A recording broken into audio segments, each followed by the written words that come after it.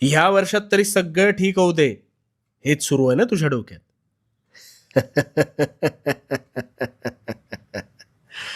पलटतील. तुझ्या नशिबाचे फासे सुद्धा निश्चित पलटतील.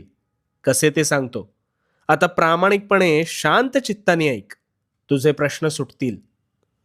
सगळ्यात आधी एक गोष्ट ध्यानात घे. नवीन वर्षात तू जुनाच राहिलास तर तुझ्या आयुष्यात काहीच नवीन घडणार नाही. गोंधळलास ना? आता एक गोष्ट ऐक. दोन घनिष्ठ मित्र होते. एक हलाखीच्या परिस्थितीतून संघर्षातून जात होता, तर दुसरा ऐशोआरामी जीवन जगत सुखाचा उपभोग घेत होता. त्या गरीबाला नेहमी वाटायचं आपल्यावर देवाने काहीतरी अन्याय केलाय. पण हा श्रीमंत मात्र कधीही उठायचा, कधीही झोपायचा, आयते अरबट चरबट खायचा. काही वर्ष सरली. गरीब मेहनत करत होता,